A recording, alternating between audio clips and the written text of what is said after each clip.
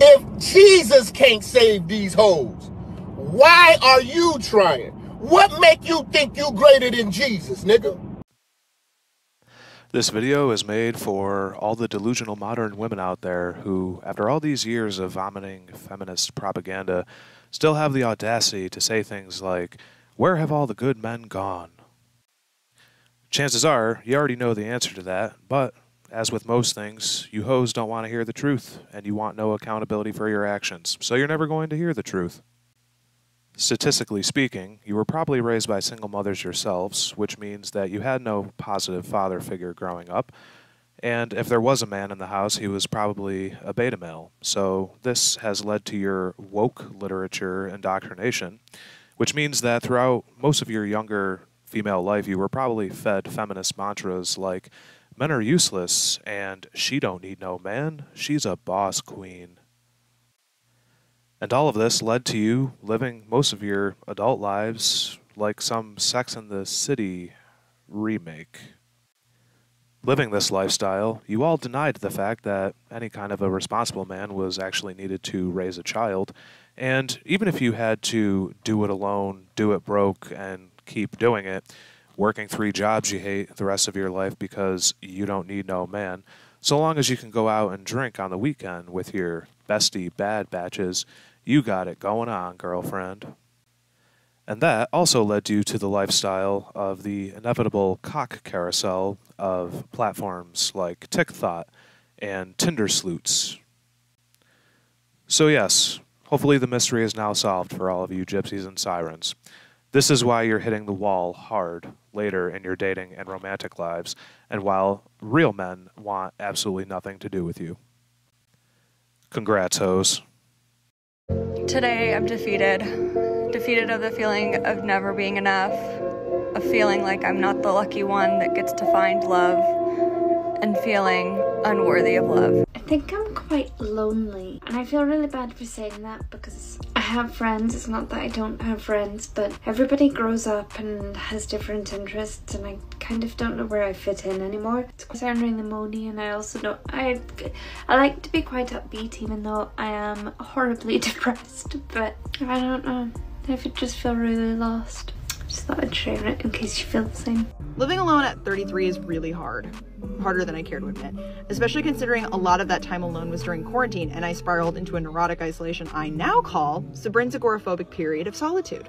But as I re-enter the world from a hibernation only mental health TikTok would understand, I'm just going to— And I just wanted to feel like someone loved me. Oh my god, we're going into it. Okay. Alright. I just wanted someone to feel like they loved me and wanted to be with me for me, and that was never the case. But then I got my dog during quarantine, and I love him more than anything in this world, because now I'm lonely.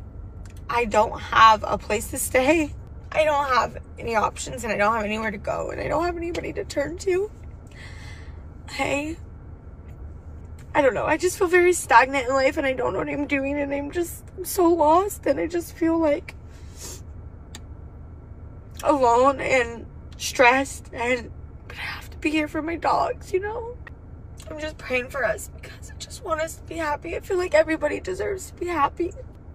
No matter what that happiness is, everybody deserves to be happy. These women don't know they're picky, and they don't oftentimes know they're picky until it's too late. And that pickiness, that stubbornness hits them like a ton of bricks in their 30s, and they realize that they spent a lot of their 20s being so picky that they were alone, and now they're alone at 33, and it's much harder to be alone at 33 than it is at 23 because This video shows the struggle of many women caused by loneliness.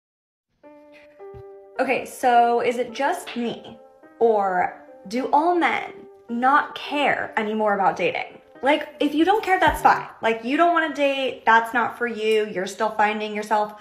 But don't be on the apps. Please, don't be on the apps. Like, what are you doing here? So yeah, this guy reached out to me on the dating app. We actually matched a year ago. We did go on a date a year ago. Kind of forgot about it, but it just fizzled out. So he reached out again. I was like, hey, circle back. I like this. I didn't find anything wrong with you, so maybe timing wasn't good then. It can be good now. We chatted and chatted some more. I then was like, okay, I think you have my number. Like we've done this. Like let's get off the app.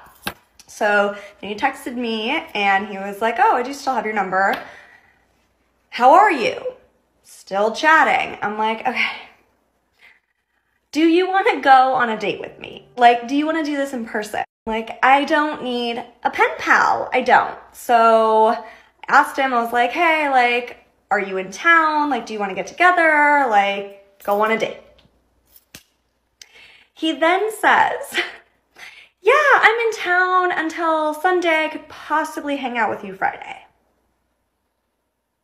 I can possibly hang out with you Friday. Why are you even talking to me? Like, you don't want to date? Nope. You just want to say, hey, good to see you. Okay, we'll do this again in a year. I don't understand. Somebody, men, please. I'm accepting your comments to tell me what is happening. That I have to spoon feed you to date me.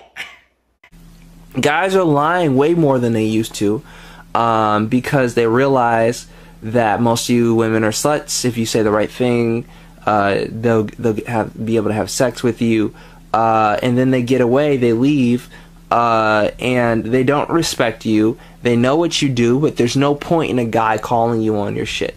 There's no point in a guy telling you why he doesn't respect you or having an intelligent conversation with you. There's no point in a guy telling you about your behavior, because you don't give a shit. You'll deny the behavior in the first place. You'll say, oh, he's judging. At some point, if men can do wrong, if there's certain things that we can do that make us attractive or less attractive, or make us seem a certain way, you've got to understand that the same rules apply to you. And I'm not saying I'm great. That's not what I'm saying. I'm saying, like, why is it so difficult for you to ask us, any of us, on a date? Or do you just not want to and you just need an ego boost? A few moments later. Men are trash, so maybe this is a sign. I'm done. But wait! There's more! Today I'm defeated. Defeated of the feeling of never being enough. Of feeling like I'm not the lucky one that gets to find love. And feeling unworthy of love. Well, at least you know how it feels. Welcome to the club, bitch. Virtually all of the same emotions you're putting out there to millions of strangers on TikTok, crying about how you're a victim, are all more or less feelings that most men deal with on a daily basis. You just think you're special because, I don't know, you were born with a vagina or something. But yeah, men deal with this on a regular basis now because we currently live in a Western society where men have been treated like second-rate citizens by modern women most of their lives, for the most part, and women and society in general see little to no use in them. As much as all of you ladies like to complain that men never listen to you, many of them did listen to you. All those years you were saying things like, we don't need no man. So now we're following suit and leaving you to your own destructive vices. Have a nice life. Maybe feminism will save you. If Jesus can't save these hoes, why are you trying? What make you think you greater than Jesus, nigga?